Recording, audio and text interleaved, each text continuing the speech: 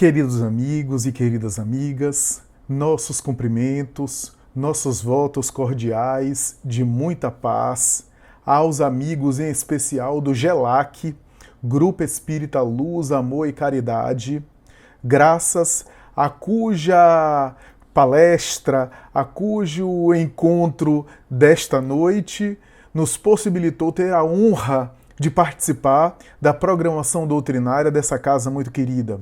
Mais uma oportunidade de estarmos aí conversando com os amigos do GELAC. E é uma grata honra ter a oportunidade de conversar sobre essa personalidade tão cara, tão querida ao movimento espírita. Cumprimento também aos amigos do Raciocínios Espíritas, para cujo canal esse vídeo, essa transmissão, essa palestra está sendo encaminhada. Mas, sobretudo, aos amigos do GELAC e ao canal oficial do GELAC, canal esse que divulga tantas palestras, tantos conteúdos, tantas informações importantes, tanta coisa de qualidade, tanta produção doutrinária de qualidade, e que enriquece tanto a mentalidade espírita. Meu agradecimento, portanto, em especial, minha gratidão, meu reconhecimento e a minha honra de estar participando, reitero novamente, estar participando dessa programação doutrinária dessa casa tão querida, abordando um tema tão fascinante.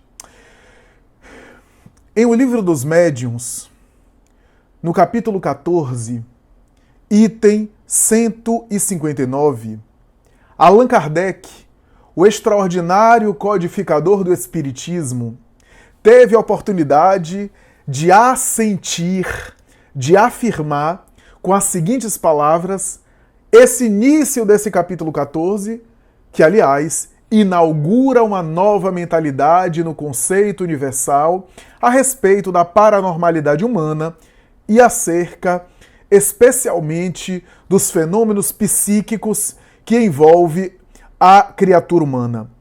Ele afirma, nesse capítulo 14, item 159, as seguintes palavras: todo aquele que sente num grau qualquer a presença dos espíritos é, por esse fato, médium. É a partir desse momento que Allan Kardec apresenta à cultura internacional a terminologia médium, do latim médium, aquele que está no meio, para designar os sensitivos, os sensíveis, os seres humanos dotados de uma sensibilidade entre o plano chamado espiritual e o plano chamado material. O plano dos chamados mortos com o plano dos chamados vivos, que sempre esteve presente na história do pensamento, cujas relações, cujas interações sempre esteve acompanhando o processo sociológico, o processo antropológico, o processo psicológico, o processo cultural da humanidade. Recuando ao longo dos tempos, veremos os médiuns com os nomes de rishis, avatares, gurus e xamãs, sibilas e profetas, feiticeiros, oráculos, e assim por diante. Nós vemos em cada cultura os médiuns serem chamados das mais variadas nomenclaturas e denominações. A partir daquele momento, no capítulo 14 da obra O Livro dos Médiuns, Allan Kardec apresenta à cultura mundial um termo para designar, termo único para designar esses fenômenos, para explicá-lo e para entendê-lo sem as superstições do passado, sem as crendices de um lado e sem a descrença e o ceticismo do outro. Ele apresenta o termo médium, aquele que está no meio. Todo aquele que sente em um grau qualquer a presença dos espíritos é, por isso mesmo, médium. E continua Allan Kardec nesse capítulo dizendo: é por essa razão que podemos afirmar que todas as criaturas são médiums, porque todas elas sentem em um grau qualquer a influência dos espíritos. No entanto, diz Allan Kardec, aliás, antes disso ele diz, porque não há em nenhuma criatura que não se encontre dotada de certos vestígios, certos rudimentos dessa faculdade. Não obstante, continua o codificador, normalmente nós chamamos médiuns aquelas pessoas em quem essa sensibilidade está bem caracterizada e se manifesta por fenômenos patentes, bem caracterizada. E Allan Kardec continua a sua discussão, o que significa dizer que todas as pessoas são médiuns. Mas os médiuns que nós normalmente chamamos médiuns, aqueles que nós normalmente designamos como médiuns, é aqueles em quem a faculdade está colocada de maneira evidente.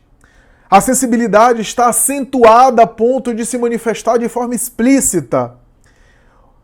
Está bem caracterizada a faculdade, o que significa dizer em nossa linguagem, é uma faculdade ostensiva. Se manifesta por ocorrências ostensivas. A partir daí, desse item 159 de O Livro dos Médiuns, Allan Kardec começa a estudar os variados tipos de mediunidade ao longo desses itens, desse capítulo e dos capítulos seguintes. Ele aborda a intensidade do fenômeno, as várias faculdades mediúnicas possíveis, as várias características possíveis dessa capacidade mediúnica, desde as mais estranhas e mais raras, mais excepcionais, até aquelas mais comuns, como é o caso da psicografia, da psicofonia, dos efeitos físicos e assim por diante. Francisco Cândido Xavier é hors concours, é excepcional, é inigualável na definição de Allan Kardec. Porque nos últimos capítulos do Livro dos Médiuns, Allan Kardec volta a estudar as faculdades mediúnicas, ou melhor, não deixa de estudar ao longo do Livro dos Médiuns, mas recebe uma comunicação do mundo espiritual esse que define, que conceitua o indivíduo apóstolo da mediunidade, o indivíduo que alcançou a dedicação máxima da mediunidade como portador do mediumato ou mediunato, aquele que tem um mandato mediúnico na mediunidade. Portadores de mediunato são tão raros ao longo da história que podem ser contados nos dedos e sobraria dedos. Francisco de Assis, Teresa de Ávila e alguns poucos, muito poucos, porque a maioria vem com a faculdade mediúnica não como um apostolado, mas sim como uma tarefa para recuperar equívocos do passado. São espíritos, às vezes, comprometidos, espíritos com débitos, espíritos fragilizados com os erros do passado que encontram na mediunidade o seu campo de serviço. Francisco Cândido Xavier é inigualável nessas definições de Allan Kardec. Porque ele, na sua trajetória mediúnica, apresentou todos os tipos de faculdade mediúnica estudados por Allan Kardec em O Livro dos Médiuns. Desde aquelas que o seu próprio psiquismo exalava, assessorado pelo mundo espiritual, a mediunidade olorífera, por exemplo, onde ele irradiava perfume de rosas, perfume de flores, de tal forma que tentava se esquivar, mas as pessoas percebiam o cheiro das flores que dele exalava, narrado, aliás, por Arnaldo Rocha, por Carlos Bacelli, por Martins Peralva Sobrinho e por tantos outros que conviveram com ele e que somente é comparado com os grandes santos que exalavam a sua santidade, como se dizia no passado, até as mediunidades mais comuns. A sua psicografia era mecânica, totalmente consciente, ela era capaz de entrar em transe e perder totalmente a consciência, experimentar choques elétricos no corpo todo, como ele escreveu no prefácio do livro Parnaso de Além Túmulo, e que ele não tinha consciência absoluta de nada, a não ser voltando e tendo acesso ao conteúdo que foi escrito, ou às vezes, enquanto ele psicografava, espíritos o utilizavam para outras ocorrências fora do corpo, em relacionamentos contínuos com o mundo espiritual. Francisco Cândido Xavier. A sua mediunidade é uma mediunidade que apresentou materialização, efeitos físicos variados, fenômenos intelectuais as mais variadas, bilocação, bicorporeidade, como aconteceu com Ligori, com Santo Antônio de Pádua ou Fernando de Bulhões, como aconteceu com Eurípides Bassanufo, onde o médium sai do próprio corpo e aparece materializado em perispírito em outro lugar, sendo visto nas duas ocorrências, que deu origem à chamada crença dos homens duplos, e que Chico Xavier também vivenciou. Não apenas a mediunidade, a capacidade de assimilar e filtrar os espíritos, mas também a sensibilidade, a sensitividade, a capacidade paranormal da sua própria mente anímica, que era capaz de penetrar na intimidade das pessoas, viajar psiquicamente a ponto de Altiva Ferreira Noronha dizer que às vezes era constrangedor estar do lado de Chico Xavier, porque ele penetrava o psiquismo das pessoas e conhecia-as de tal forma que falava-lhe dos seus pensamentos, sem, é claro, constrangê-las. Francisco Cândido Xavier, que foi registrado como Francisco de Paula Cândido, mas que mais tarde receberia o nome de Francisco Cândido Xavier. Esse homem, que era um menino pobre da cidade de Pedro Leopoldo, na época não se chamava Pedro Leopoldo, tinha um outro nome. Mais tarde foi homenageado o engenheiro notável Pedro Leopoldo e a cidade ficou conhecida como Pedro Leopoldo. Nascido em 2 de abril de 1910, portanto, nesse mês de abril, o GELAC comemora, homenageia, aliás, referencia a sua personalidade através dessa comemoração. 2 de abril de 1910, onde, filho de uma lavadeira modesta do Rio das Velhas, em Minas Gerais, Dona Maria João de Deus, e um vendedor de bilhete de loteria esportiva, o seu João de Paula Cândido. Mais tarde, no entanto, o menino viu a mãe falecer ainda muito pequeno, muito novo. Viu a mãe deperecer, debilitar-se e evoluir para o falecimento. Antes disso, ela o chamou. Ele tinha 4 anos de idade e ela disse: Chico, meu filho, todos vão dizer que eu morri, mas não acredite, eu não morrerei. Eu só vou ser mandada para um hospital e lá eu vou de vez em quando ter notícias de você. Não acredite quando falarem que eu morri, porque eu não morri. Quando ela falece, as pessoas comentam, lamentando, falando: sua mãe, Chico, eu lamento. Ela: não, mas minha mãe não morreu. Ela só foi para um hospital. E nessa mesma idade, um dia, o espetáculo do trovão, o zigue-zaguear do relâmpago, o barulho da tempestade que toma conta da cidade de Pedro Leopoldo, e o menino, com receio, vai para debaixo da mesa da casa da sua família, da casa do seu pai, e fica ali debaixo da mesa diante das explosões da tempestade, quando Dona Maria João de Deus aparece desencarnada e disse: Chico, meu filho, saia daí debaixo da mesa, não tenha medo das coisas de Deus. Venha cá que eu quero conversar com você.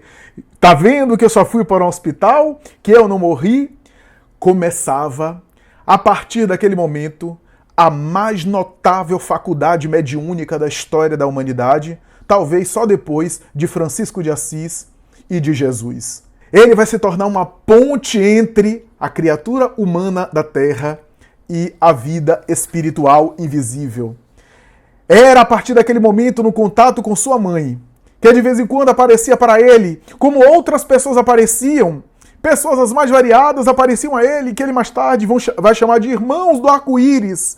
Algumas ali mesmo de Pedro Leopoldo que morreram e apareciam coloridas, cujas auras eram de cores variadas, por isso que ele deu o nome de Irmãos do Arco-Íris, porque ainda não entendia, não conhecia a doutrina espírita. E seu pai, João Cândido, mais tarde, ficando solteiro, não tendo condição de cuidar de tantos filhos e ao mesmo tempo trabalhar, começou a dividir e a encaminhar os filhos para casas de parentes, casas de familiares. Como eram muitos filhos, ele de alguma forma separou esses filhos e mandou para parentes, para primas, para familiares que pudessem cuidar dos filhos enquanto ele trabalhava. E assim, o menino Francisco Cândido Xavier foi para a casa de uma madrinha sua, Rita de Cássia, que era portadora de um distúrbio de comportamento.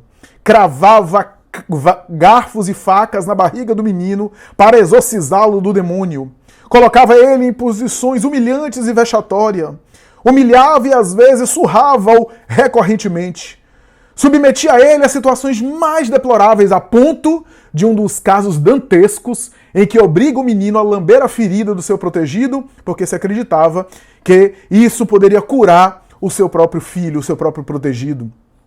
Rita de Cássia surrava constantemente o menino, produzindo inclusive nele uma hérnia, graças aos garfos e às facas que ela introduzia no ventre, no baixo ventre do menino. Ele chorava e a sua mãezinha de vez em quando aparecia e dizia: Chico, meu filho, a Terra é uma escola de várias lições. A Terra é um planeta de provas e expiações. Não é um recreio, não é uma fantasia. A Terra é uma grande escola que a gente aprende muitas coisas e você também está aprendendo com tudo isso. Trate sua madrinha bem.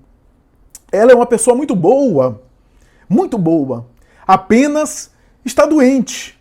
Eu prometo a você que se você cuidar dela, tratar dela de maneira bastante carinhosa, devolver todo o mal que ela faz com o bem, eu vou providenciar um anjo para você que vai retirar você de tudo isso.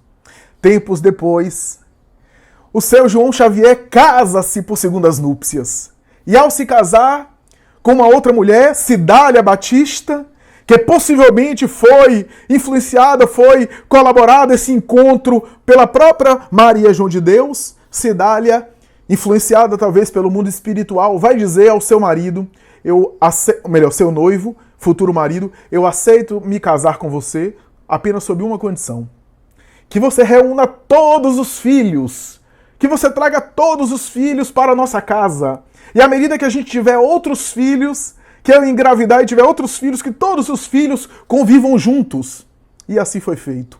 O anjo que Dona Maria João de Deus estava prometendo a Chico Xavier, ainda Francisco Cândido Xavier, era Dona Cidália, a segunda esposa de seu João Xavier. Os filhos foram reunidos, os irmãos ficaram na mesma casa, e a partir daí o menino tinha em Dona Cidália um verdadeiro anjo, com quem ele confidenciava as suas visões, as suas percepções. E a senhora, muito modesta, dizia: Chico, meu filho, como é que é isso? E Chico dizia: eu também não sei. Eu só sei que eu vejo, que eu percebo as coisas. Pois é, eu não consigo entender direito, Chico, o que acontece com você, mas eu acredito em você. Eu acredito nos irmãos do arco-íris, eu acredito nessas visões. Até que um dia na escola, ele faz uma redação tão especial e tão esmerada, que é desafiado a ponto de escrever de maneira poética e especial sobre o grão de areia. Recebe uma premiação na escola e levanta a suspeita da própria professora e dos seus colegas diante daquela redação, daquele texto tão bem elaborado. A partir daí ele começa a ser visto como suspeita. A intolerância religiosa, a perseguição de toda parte, vai de alguma forma envolvê-lo e rodeá-lo. Mas ele cresce, o menino cresce, trabalhando a princípio numa fábrica têxtil, uma fábrica de roupas, e aspirando fragmento de material têxtil, ele vai contrair uma das doenças que o acompanharia durante toda a existência, um problema respiratório pulmonar. A hérnia já havia por conta das surras que ele recebeu, o problema pulmonar. Mais tarde trabalha no armazém, porque abandonou a escola no 4º ano primário, para ajudar a família na complementação da renda, para ajudar a família no provimento de alguns recursos. E ali no armazém, ele também se dedica, ele também trabalha, ele também serve as pessoas. E é a partir daquele trabalho, que no quintal do armazém, de vez em quando atendendo clientes, que ele vai perceber um homem muito triste, de bigodes volumosos, pele branca, cabelo muito preto. Aparece a ele sempre muito melancólico e começa a citar versos variados que ele não entende, falando sobre o microcosmo, o macrocosmo. Era Augusto dos Anjos, que citava para ele versos alexandrinos dos mais difíceis da língua portuguesa. A partir daí, outros espíritos começam a aparecer, espíritos de escritores do Brasil e do além-mar, do Brasil e de Portugal, imortais da Academia Brasileira e Portuguesa de Letras. Até que um dia, uma irmã sua fica doente. Ele já tinha 17 para 18 anos, essa irmã ficou muito doente, foi internada no sanatório psiquiátrico, mas não era um distúrbio psiquiátrico comum, se tratava de uma perturbação espiritual, e um casal de espíritas que vivia na região foi solicitado, foi chamado, e através de alguns passes, de algumas reuniões em oração, a irmã de Chico Xavier restabeleceu a saúde. E em uma reunião que estava esse casal, o casal Perácio, se não me falha a memória, Hermínio e Carmen Perácio. A senhora Carmen Perácio era uma médium de educada e peregrina faculdade mediúnica. E em determinado momento, em concentração nessa reunião, o menino jovem Chico Xavier, presente, ela tem uma visão psíquica. Pela sua clara evidência notável, ela vai dizer, eu vejo uma chuva de livros caindo na cabeça desse jovem. Ele será um notável médium escritor. Era a profecia, era a clarividência, era a visão psíquica à distância, no tempo e no espaço, para que mais tarde essa obra se concretizasse. Augusto dos Anjos aparece, mais tarde Alta de Souza, Castro Alves, Junqueiro e tantos outros aparecem para ele e começam a escrever os versos mais variados, que ele não entende, mas pela psicografia ele coloca no papel. Reúne a primeira obra da sua mediunidade. Obra essa chamada Parnaso de Além Túmulo, que causa um frisson, que causa um barulho, que chama atenção e gera comoção na própria Academia Brasileira de Letras. Porque as poesias são os estilos e a característica dos estilos de cada autor, de cada poeta que se dizia ali escrever. Menoque Delpíquia, o famoso imortal da Academia Brasileira por São Paulo, vai tecer elogios à obra, dizendo que se tratava das características de cada escritor. Humberto de Campos, que estava ainda encarnado, vai dizer de maneira irônica que os seus concorrentes escritores voltaram dos mundos dos mortos e agora estão escrevendo. Ele era cético, ele não acreditava. Ele vai dizer, ora, eu achei que eu estava livre de Augusto dos Anjos, mas agora eu estou concorrendo com Augusto dos Anjos que voltou do túmulo. E fez uma ironia. Monteiro Lobato vai dizer, se esse menino é uma farsa, se ele está mentindo receber esses poetas mortos e nada disso aconteceu, ele não merece apenas uma, mas todas as cadeiras da Academia Brasileira de Letras. Porque se ele está mentindo, ele é um gênio. E assim é que foi o menino Chico Xavier já no começo da mediunidade. Normalmente o médium coroa a sua mediunidade com a obra-prima. Chico Xavier já começa a sua mediunidade com uma obra-prima, a ponto de causar um barulho, de causar uma espécie de estardalhaço, de causar uma reação, uma comoção nacional por conta da obra Parnaso de Além Túmulo. Mais tarde, Humberto de Campos morre e volta para escrever, através de Chico Xavier, várias obras com todo o seu estilo, a ponto da família de Humberto de Campos acionar a justiça e colocar a Federação Espírita Brasileira no tribunal, na justiça, alegando que se aquelas obras eram de Humberto de Campos, portanto do seu familiar, a família deveria receber direitos autorais.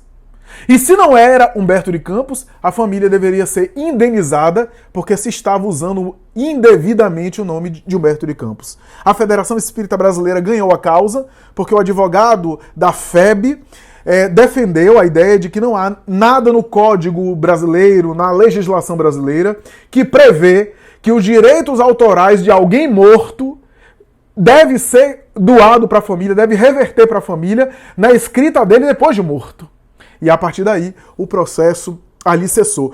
Mas foram necessários especialistas em grafologia. A assinatura de Humberto de Campos era reconhecida em cartório. Fizeram várias experiências. Agripino Grieco, o famoso crítico literário, imortal também da Academia Brasileira de Letras, vai submeter Chico Xavier a vários testes. Pegava 50 notas laudas de papel assinadas por ele, para que Chico Xavier não retirasse alguma lauda escrita antes, elaborada, consultando os livros na cabeça dele. E ali, Chico Xavier, com 50 laudas de papel, escrevia numa velocidade monumental, numa velocidade incrível, versos alexandrinos, contos, fábulas, poesias, as mais variadas. Agripino Grieco, depois de muito examinar, depois de muito estudar, ele vai dizer, eu não sou espírita, não sou reencarnacionista, não acredito na mediunidade, eu não acredito que os mortos voltem para se comunicar, mas quem escreveu tudo aquilo dali foi Humberto de Campos. Como eu não sei, mas o que eu sei é que foi Humberto de Campos que escreveu. Não é possível não ter sido Humberto.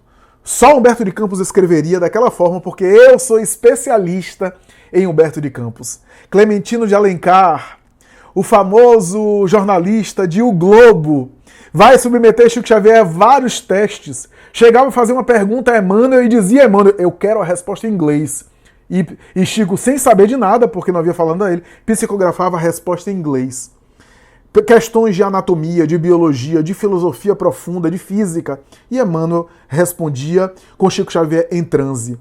Os repórteres Jean Mazon e Davi Nasser, da famosa revista O Cruzeiro, de fama internacional, para além do território brasileiro, vão conhecer Chico Xavier para desmascará-lo. Apresentam-se a Chico com pseudônimos, com nomes inventados. Ambos falando inglês, porque eram fluentes no inglês, começam a falar Chico no inglês, puxando o português com sotaque para ver se Chico conseguia entender. Chico precisou ali de pessoas, inclusive ajudando ele. Eles se apresentavam com outros nomes, fizeram toda uma reportagem bastante agressiva, uma reportagem onde tentava desqualificar o médium Chico Xavier, de todas as maneiras, ridicularizá-lo, e publicaram a reportagem. Antes de sair, Chico presenteou a cada um deles com um livro, o livro Há 2000 Anos, de Emmanuel, escrito por Emmanuel na psicografia de Chico, e fez uma dedicatória. Demorou muito tempo, alguns anos, até que um dia, Jean Mazon e Davi Nasser, ambos contaram isso. Um liga para o outro. Eu acho que foi Jean Mazon que ligou para Davi Nasser e disse assim: Davi, você lembra que Chico Xavier, aquele médium, quando a gente visitou ele, deu pra gente uma obra, um livro, e com a dedicatória? Sim, eu lembro, devo ter jogado fora, deve estar por aqui, por lá. Pois é, eu também fiz a mesma coisa, mas eu encontrei recentemente. Quando eu peguei, eu abri a obra, abre aí a sua. E Davi Nasser foi lá e abriu. A dedicatória estava assim: para o meu querido irmão Davi Nasser, com todo respeito, Chico Xavier. Para o meu querido irmão Jean Mazon, com todo respeito, Chico Xavier. Ele já o sabia, já sabia e se submeteu a toda aquela experiência, aquela calúnia, aquela difamação. Mais tarde, Davi Nasser vai dizer, em uma reportagem, que o maior erro da carreira dele se chama Chico Xavier. Que ele se arrependia profundamente pela forma como ele tratou o médium Chico Xavier. Divaldo Pereira Franco narra que no ano de 1945, se não me falha a memória, médium já, jovem, esteve na cidade de Aracaju. E ali, a pedido de amigos, foi conhecer a União Espírita de Sergipe, a União Espírita Sergipana, e foi convidado para fazer algum comentário. Falaram para ele: Divaldo, mas você fala, você comenta? Ele disse: eu não sei. Mas você vê alguma coisa? Vejo. Você sente? Então fale alguma coisa da sua mediunidade, fale alguma coisa. Ele não era espírita ainda, mas chamaram ele para falar, para comentar alguma coisa sobre o que ele sentia, sobre o que ele via. Era jovem ainda. E ele resolveu se preparar. Um dia antes, ele aceitou o convite, um dia antes, ele viu uma revista, O Reformador, da Federação Espírita Brasileira. Ele estava lá. Ele abriu uma página e estava lá: A Lenda da Guerra. Uma página psicografada pelo espírito Humberto de Campos, por meio do médium Chico Xavier. Ele pegou, leu A Lenda da Guerra, achou fantástico, disse: vou decorar e vou falar a Lenda da Guerra. Chegando no Centro Espírita, Divaldo comentou, ele diz mais ou menos assim: eu cheguei na casa espírita e estava tremendo com varas verdes. Havia uma multidão de pessoas, 20 pessoas comigo. Uma multidão de pessoas. Para mim, que estava nervoso, era uma multidão.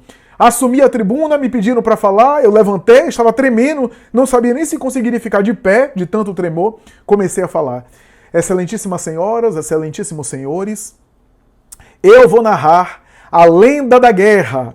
É uma página psicografada pelo médium Chico Xavier, do espírito Humberto de Campos. E quando foi falar, Divaldo disse que deu um branco, que ele esqueceu completamente. Não lembrava. Ficou olhando para o público olhando para ele, e ele não lembrava absolutamente nada daquela lenda da guerra, daquela história. Ele havia memorizado. E aí ele lembrou da professora dele de primário, que dizia: quando você esquecer uma coisa, volte do começo e fale novamente, porque você vai lembrar. Ele parou, respirou fundo e recomeçou o discurso na frente de todo mundo: Excelentíssimas senhoras, excelentíssimos senhores, eu vou contar a lenda da guerra, que é uma página psicografada pelo médium Chico Xavier, do espírito Humberto de Campos. E quando foi falar, não lembrava. Então ele parou, olhou para o público, aquele constrangimento, e disse: olha, eu não lembro a lenda da guerra, está encerrada a sessão, sentou. Quando sentou, Humberto de Campos apareceu. Um homem de óculos aro fino, o semblante triste, as roupas negras, as roupas escuras, se aproximou e disse: eu sou Humberto de Campos. Levanta-te, que eu vou falar por ti e vou falar contigo. Vou falar através de ti para eles. Divaldo disse que entrou em transe, Humberto de Campos se aproximou e ele começou a falar a lenda da guerra.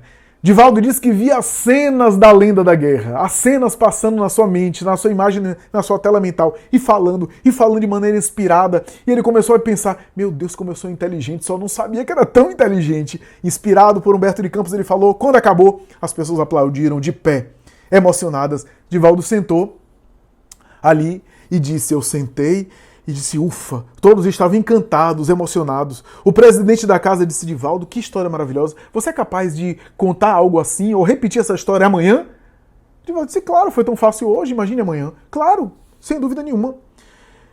Poxa, que história maravilhosa. E Divaldo, que não era modesto, disse: eu também achei. No dia seguinte, estava lá, a União Espírita Sergipana estava com mais de 100 pessoas. O local, que era relativamente pequeno na época, estava lotado. Ele entrou e disse: meu Deus, o que é que vai acontecer aqui? E alguém disse: é você que vai falar. Esqueceu? Ele disse: meu Deus. E aí tomou o assento, foi mencionado, foi chamado a falar, levantou-se, foi na direção das pessoas e começou a falar. Excelentíssimas senhoras, excelentíssimos senhores, eu vou falar a lenda da guerra. É uma página psicografada pelo médium Chico Xavier, do espírito Humberto de Campos. Só que não lembrou. E ficou esperando o espírito chegar. O espírito não chegou. Ele disse: amigos, deixa eu contar uma coisa para vocês. Olha, no dia de ontem, eu também tive um branco e não consegui falar, não consegui lembrar da lenda da guerra. O espírito apareceu, o espírito Humberto de Campos apareceu, me envolveu, me influenciou e falou por mim. Mas hoje nem eu consigo lembrar, nem o espírito está aparecendo. Então, está encerrada a reunião, está encerrada a sessão. Sentou. Quando sentou, Humberto de Campos apareceu e disse: toma a postura e fica de pé. Fica de pé. Essa é a sua primeira lição. Responsabilidade. Como é que você diz que é capaz de falar a mensagem e não tem uma mensagem para falar? Como é que você diz que tem condição de falar e não está em condição de falar, não se preparou convenientemente? Divaldo disse: meu amigo, me tire desse apuro que eu te prometo nunca mais agir dessa forma.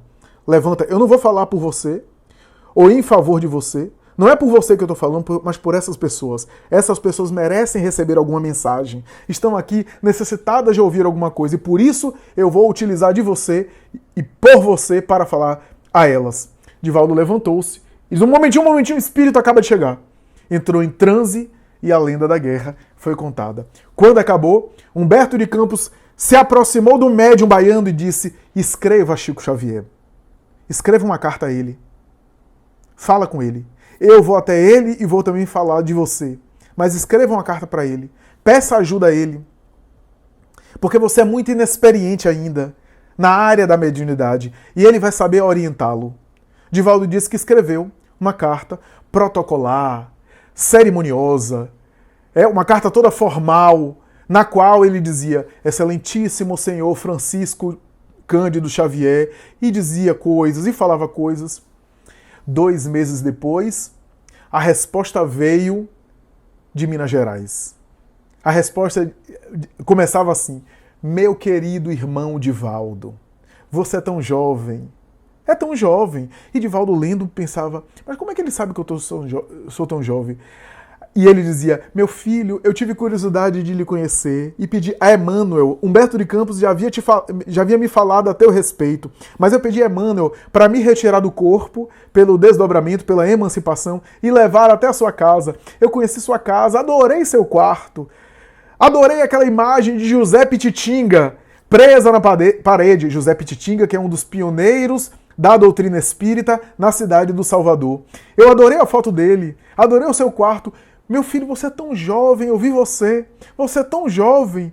E falou algumas coisas a mais, orientou o médium, disse algumas coisas e pediu para conhecê-lo pessoalmente. Quando houve a oportunidade, de Divaldo estar em Minas Gerais, disse ele, eu estive em Minas Gerais e fui até Pedro Leopoldo para conhecê-lo. Era o ano de 1947. Quando ele chegou, ele saltou de um carro, de uma condução que o levava. Estava eu e uma caravana comigo, né, várias outras pessoas que estavam indo lá para conhecê-lo. Ele saltou e começou a apertar a mão de cada um. Começou suave e gentil, olhava para a pessoa, sorria e apertando. Até chegou a minha vez. Quando chegou a minha vez, eu empalideci, fiquei mudo, não consegui falar nada. Ele pegou a minha mão, cumprimentou e disse, meu filho, que bom conhecê-lo. Olá, Divaldo. E Divaldo disse, Chico, como é que você sabe que eu sou eu? Veja que pergunta inteligente, né? Como é que você sabe que eu sou eu? Ah, meu filho, nós nos conhecemos já, conhecemos-nos de muito tempo. Colhe aqui na minha asinha e não deixe ninguém tirar o meu lugar. Divaldo disse que colou que nem Durex tirava, né? Colou que nem Super Bond. Ora, a partir daí, se forma uma amizade, um relacionamento. Ele passa uma semana inteira com Chico Xavier, disse ainda o médium. Eu passei uma semana inteira com Chico Xavier e vi aquele homem incansável, que começava às 7 horas da noite recebendo as mensagens mediúnicas e não raro ia até às 5 da manhã, quando depois saía e lia as pessoas da sessão mediúnica que estavam dormindo já estavam desmaiadas de sono, e ele lia para as pessoas, comentava, dialogava, dava as mensagens, abraçava, cumprimentava e depois ia tomar o café. Francisco Cândido Xavier disse Divaldo Franco que certa vez no quintal da sua casa, ou melhor, da casa de sua irmã Luísa, ele estava conversando com uma rosa príncipe negro. Ele conversava, dialogava, até que Divaldo vendo aquilo, sentiu pena dele, disse, coitado. É por isso que dizem que o médium não tem, né, tem um parafuso extra, não está bem da cabeça. Olha o que ele está fazendo, conversando com a flor. Se aproximou e disse, Chico, você conversa com a rosa? Converso, meu filho. E ela ouve? Ouve. E ela responde? Responde. Divaldo disse, eu achei o máximo. Conversar com a rosa já era bom, agora receber a resposta da rosa era demais para minha cabeça. 1947, 26 anos depois. 26 anos depois. Portanto, ali, na década de 70 já, né? 1974, 75, mais ou menos assim. Divaldo está de novo com Chico, já em Uberaba, Chico já está em Uberaba, e disse, Chico, eu acabei de fazer uma viagem no exterior e conheci um pesquisador chamado Clive Baxter. Esse pesquisador é especialista no sistema nervoso das plantas. Ele descobriu que as plantas têm uma espécie de cérebro primitivo, cérebro primário, Chico. Isso de alguma forma confirma a tese espírita da evolução do princípio espiritual nos vários reinos, do mineral, ao vegetal, ao animal, ao ser humano. Clive Baxter, o autor que descobriu um cérebro primitivo para as plantas, um sistema nervoso embrionário, e falou. E Chico disse, meu filho, como é o nome mesmo desse pesquisador que se dedica às plantas? Clive Baxter, Chico. Ah, sim. Meu filho, você se lembra, há muitos anos atrás, quando eu conversava com uma rosa, uma príncipe negro? Você se lembra que eu dialogava com ela, meu filho? Lembra-se? Lembra-se que eu conversava com ela e que você ficou assim me olhando? Divaldo disse que só não morreu porque não dava. Olhou para Chico e disse, Chico, você não apenas estava conversando com a planta, mas você captou o meu psiquismo e esperou 26 anos para me dar uma resposta. 26 anos. Esse era o homem Chico Xavier. O homem Chico Xavier que vai além do médium. Porque o médium é hors concours. Mas houveram outros médiuns fantásticos e fabulosos. Mas o homem Chico Xavier, aquilo que ele fez da sua mediunidade, aquilo que ele adornou a sua mediunidade com a sua delicadeza, a sua gentileza, a sua capacidade de fazer bom humor, a sua capacidade de ser leve, ser tranquilo, de ser dedicado ao bem, de ser incansável na dedicação ao bem, de ter a ternura de falar com as pessoas, de comentar, de aconselhar, sem ferir a sensibilidade de ninguém, era excepcional.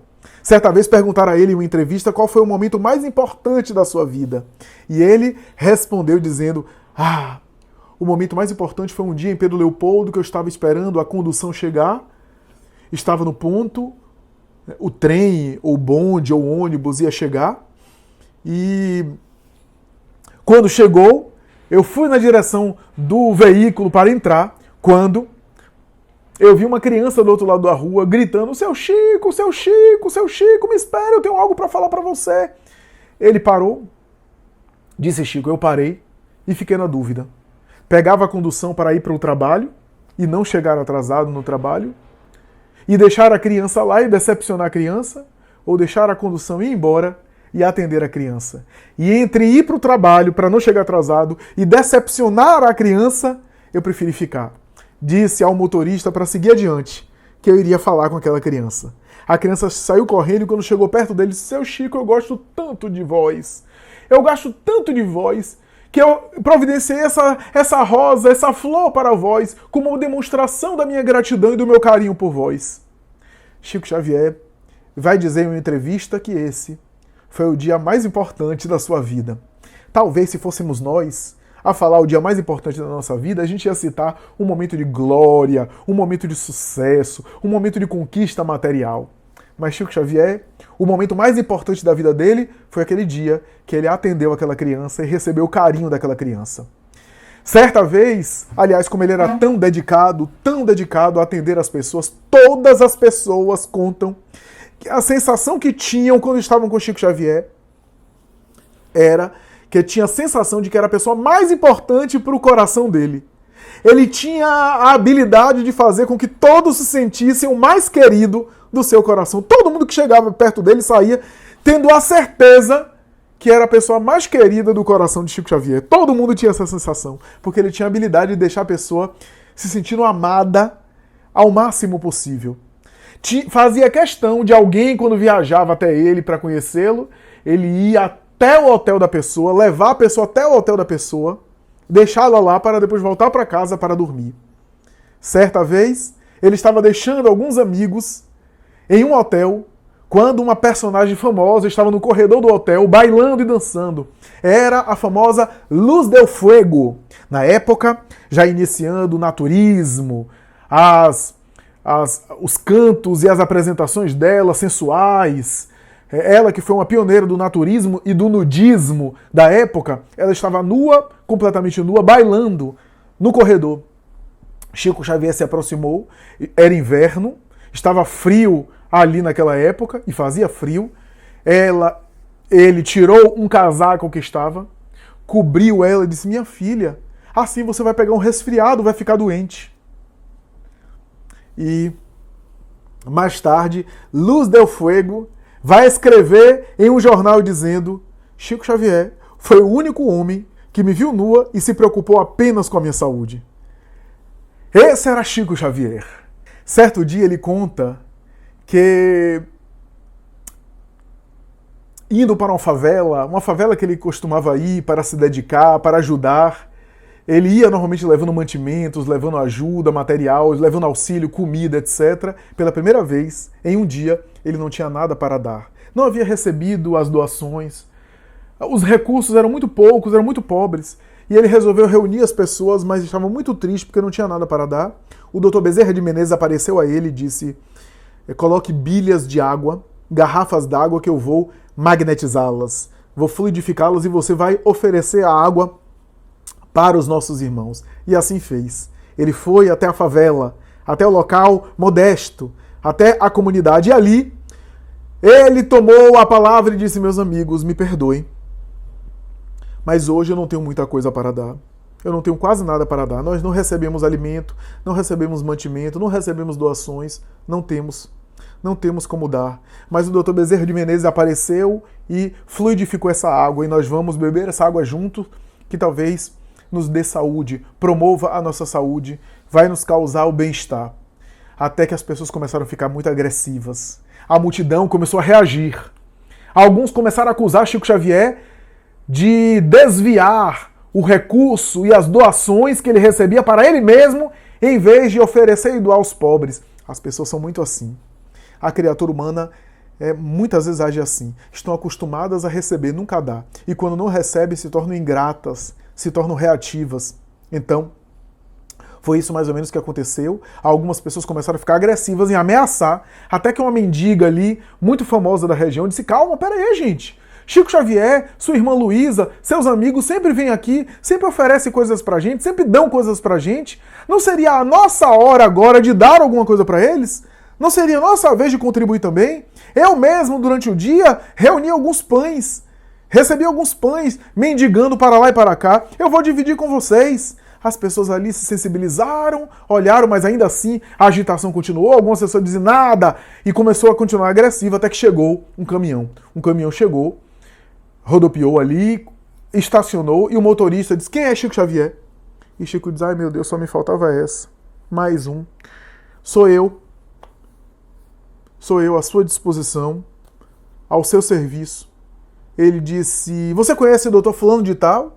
Sim, sim. É um empresário de São Paulo que veio aqui e que recebeu uma carta psicografada do filho. E ele me prometeu ajudar quando pudesse. Pois é, ele mesmo. Esse caminhão está vindo de São Paulo e chegou aqui. E eu quero dizer a você que eu não consegui encontrá-lo. Ele está cheio de mantimentos, está cheio de comida. Mas eu não consegui encontrá-lo, porque eu fui para o centro que dizia que você estava lá, e quando cheguei lá, não encontrei ninguém. Me mandaram para a sua casa, a sua residência. Eu fui para casa e não tinha ninguém. Voltei ao centro. Quando eu estava voltando ao centro, apareceu um senhor de barbas brancas, uma barba grande, um paletó marrom claro. Apareceu a mim, se aproximou de mim e disse: está procurando o Chico Xavier? Eu disse: sim, estou. Não vai encontrá-lo aqui. Ele está numa comunidade lá em frente. Dobre à esquerda, siga até o final de linha e você vai encontrá-lo. Diga que foi Bezerra de Menezes quem mandou isso. Chico Xavier então disse: minha gente, chegou a comida. As pessoas saíram correndo para pegar os alimentos, etc. E ele ainda brincou: por favor, só não vão tirar as rodas do caminhão. É porque a fome era muito grande. Esse é Chico Xavier. Esse é o homem que foi chamado por Vanucci Chico Amor Xavier. Esse é o homem extraordinário. Esse é o homem que, além da faculdade mediúnica, realizou a maior mensagem, e a maior mensagem que ele recebeu, ou melhor, a maior mensagem que ele encaminhou, não foi nenhuma mensagem dos espíritos. Foi a mensagem da sua transformação moral, da sua sublimação espiritual. Foi a mensagem do esforço que ele fez para ser um homem extraordinário, um sujeito especial. Conta Adelino da Silveira que certa vez, quando ele estava se acomodando para dormir, poucas horas de sono que ele dormia, apareceu um espírito com características especiais. O chifre, a foice na mão, o cheiro de enxofre que exalava, a cauda grande, o semblante todo vermelho. Ele não teve dificuldade de reconhecer que se tratava do diabo. O espírito ali alterado, era um espírito ignorante, alterado na sua ideoplastia em formas diabólicas. Apareceu a Chico e Chico diz: meu Deus, eu tenho poucas horas de sono. E agora, essa entidade aqui? E o espírito disse: você sabe quem eu sou? E Chico disse: não, senhor. Mas seja bem-vindo em nome de Deus. E o espírito disse: eu sou o diabo. E Chico disse: graças a Deus. Seja bem-vindo, meu irmão. Eu sou poderoso. Ai, que bom, que bom. Em nome de Deus, então, me ajude com o seu poder a repousar um pouco. Eu, inclusive, tenho um problema no olho, uma cegueira quase total no olho. Se o senhor puder me ajudar com o seu poder a me curar. O espírito olhou e disse assim: você está debochando de mim? Você não tem noção do quanto eu tenho poder? De jeito nenhum, meu irmão. E você me chamou? E Chico parou e ficou pensando. Ele não chamou. Não havia chamado o espírito. Então não podia dizer que chamou, porque estava mentindo, mas dizer que não chamou poderia até magoar o espírito. Então ele parou e pensou e disse: não chamei não, mas que bom que você veio e em nome de Deus me ajude. O espírito olhou e disse: eu vou embora, viu? E Chico disse: vá com Deus, meu filho. O espírito desapareceu e foi. Emmanuel então apareceu e disse assim: foi bom ele ter ido embora. Porque do jeito que você estava aí abordando ele, daqui a pouco você ia converter ele ao espiritismo. Esse é o médium. O médium assessorado pelo mundo espiritual, que psicografou 412 obras, 412 livros psicografados. E segundo a contabilidade de alguns, mais de 10 mil mensagens psicografadas endereçadas a pessoas, através da sua psicografia especial. Atendeu milhares de pessoas ao longo dos anos. Esse é o médium. Esse é o médium Chico Xavier. Mas esse é o homem também. O homem extraordinário. O homem que dialogava em igualdade de condições com qualquer pessoa. Chegava uma pessoa culta, que falava em linguagem de física nuclear, e ele respondia no mesmo nível, na mesma erudição, na mesma altura, sem se tornar arrogante, sem se tornar leviano, sem se tornar soberbo. E chegava uma pessoa analfabeta e dizia, seu Chico? Ele dizia, uai, sou! E ficava igual a pessoa. Ele conseguia conversar de acordo com o nível de cada um, atendendo à necessidade de diálogo e de linguagem de cada um. Esse era o homem, o médium Chico Xavier. Eu comentei no início da nossa apresentação, da nossa palestra, que Allan Kardec, no Livro dos Médiuns, coloca a partir do capítulo 14 os mais variados tipos de mediunidade, e Chico Xavier preenche todos os tipos de mediunidade estudados por Allan Kardec. Mas eu quero comentar que, para além disso, Allan Kardec, em O Evangelho segundo o Espiritismo, escreve um texto excepcional chamado O Homem de Bem, que é um retrato psicológico da criatura amadurecida psicologicamente, amadurecida emocionalmente. O Homem de Bem é uma espécie de referência, texto belíssimo, texto lindíssimo, que fala da referência, de uma referência de homem aqui ser humano, homem e mulher, de ser humano de bem, de pessoas voltadas ao bem. O texto Homem de Bem é um símbolo da individuação preconizada por Carl Gustav Jung, o psiquiatra suíço, discípulo de Freud.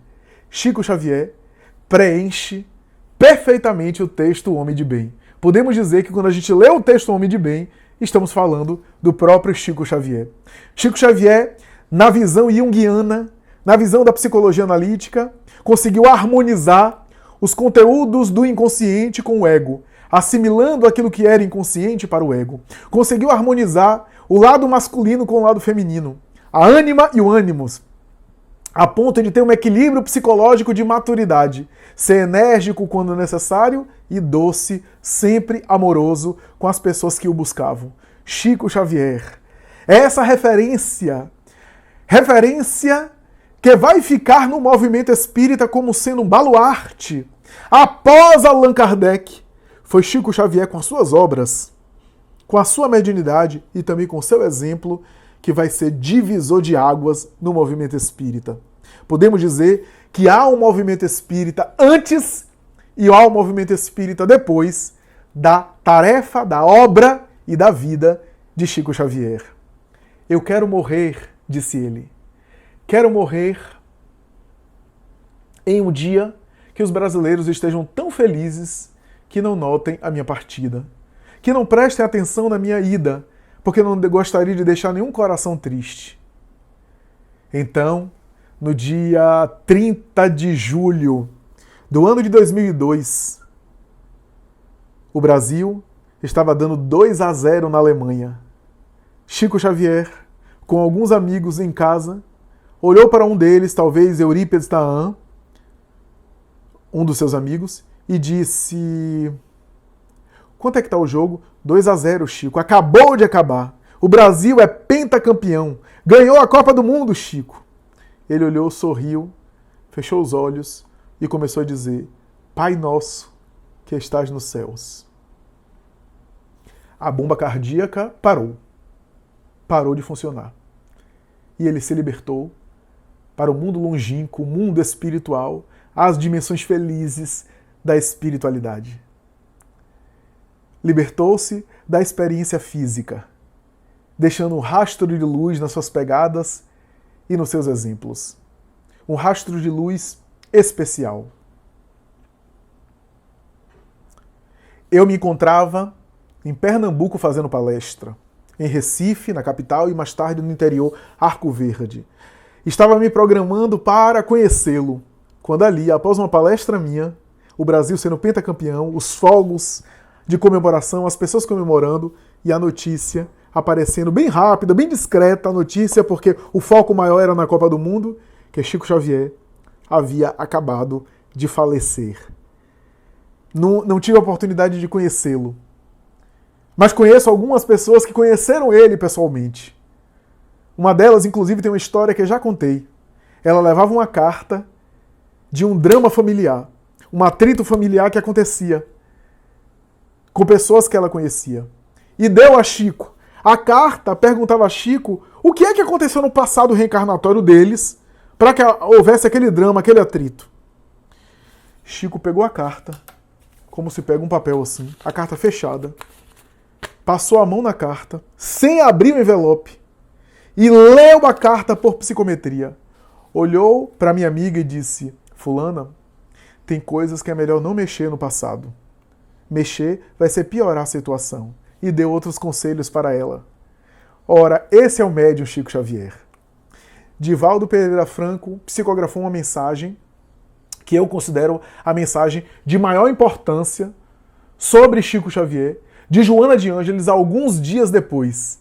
E essa mensagem se chama O Retorno do Apóstolo Chico Xavier. Quando mergulhou no corpo físico, para o ministério que deveria desenvolver, tudo eram expectativas e promessas. Aquinhoado, com um incomum patrimônio de bênçãos, especialmente na área da mediunidade, mensageiros da luz prometeram inspirá-lo e ampará-lo durante todo o tempo em que se encontrasse na trajetória física, advertindo dos perigos da travessia no mar encapelado das paixões, bem como das lutas que deveria travar para alcançar o porto de segurança. Orfandade, perseguições rudes na infância, solidão e amargura estabeleceram o cerco que lhe poderia ter dificultado o avanço. Porém, as providências superiores auxiliaram-no a vencer esses desafios mais rudes e a crescer interiormente no rumo do objetivo de iluminação. Adversários de ontem, que se haviam reencarnado também, crivaram-no de aflições e de crueldade durante toda a existência orgânica, mas ele conseguiu amá-los, jamais devolvendo às mesmas farpas os espículos e o mal que lhe dirigiam. Experimentou abandono e descrédito, necessidades de toda ordem, tentações incontáveis que lhe rondaram os passos, ameaçando-lhe a integridade moral. Mas não cedeu ao dinheiro, ao sexo, às projeções enganosas da sociedade, nem aos sentimentos vis. Sempre se manteve em clima de harmonia, sintonizado com as fontes geradoras da vida, de onde auria coragem e forças para não desfalecer. Trabalhando infatigavelmente, alargou o campo da solidariedade e, acendendo o archote da fé racional que distendia, através dos incomuns testemunhos mediúnicos, iluminou vidas que se tornaram faróis e amparo para outras tantas existências. Nunca se exaltou e jamais se entregou ao desânimo, nem mesmo quando soube metralhar de perversas acusações, permanecendo fiel ao dever, sem apresentar defesas pessoais ou justificativas para os seus atos. Lentamente, pelo exemplo, pela probidade e pelo esforço de herói cristão, sensibilizou o povo e os seus líderes, que passaram a amá-lo. Tornou-se parâmetro do comportamento, transformando-se em pessoa de referência para as informações seguras sobre o mundo espiritual e os fenômenos da mediunidade. Sua palavra doce e ungida de bondade sempre soava ensinando, direcionando e encaminhando as pessoas que o buscavam para a senda do bem. Em contínuo contato com seu anjo tutelar, nunca o decepcionou, extraviando-se na estrada do dever, mantendo disciplina e fidelidade ao compromisso assumido. Abandonado por uns e por outros, afetos e amigos, conhecidos ou não, jamais deixou de realizar o seu compromisso para com a vida, nunca desertando das suas tarefas. As enfermidades minaram-lhe as energias, mas ele as renovava através da oração e do exercício intérmino da caridade. A claridade dos olhos diminuiu até quase apagar-se. No entanto, a visão interior tornou-se mais poderosa para penetrar nos arcanos da espiritualidade. Nunca se escusou a ajudar, mas nunca deu trabalho a ninguém. Seus silêncios homéricos falaram mais alto do que as discussões perturbadoras e os debates insensatos que aconteciam à sua volta e longe dele sobre a doutrina que esposava e os seus sublimes ensinamentos. Tornou-se a maior antena parapsíquica do seu tempo, conseguindo viajar fora do corpo quando, parcialmente desdobrado pelo sono natural, assim como penetrar em mentes e corações para melhor ajudá-los, tanto quanto tornando-se maleável aos espíritos que o utilizaram por quase 75 anos de devotamento e de renúncia na mediunidade luminosa. Por isso mesmo, o seu foi mediunato incomparável.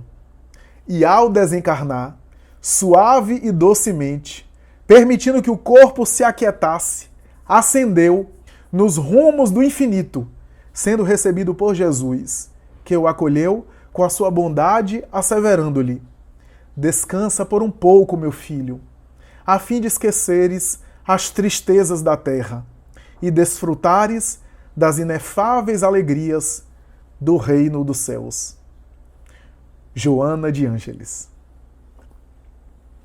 Então, meus amigos, essa é a mensagem, essa é a colocação, essa é a vida e obra de Chico Xavier. Espero que vocês tenham gostado. Até a próxima, se Deus quiser. Um abraço aos amigos do GELAC, aos amigos do Raciocínios Espíritas e a todos que estão nos assistindo. Fiquem com Deus e até a próxima, se Deus quiser.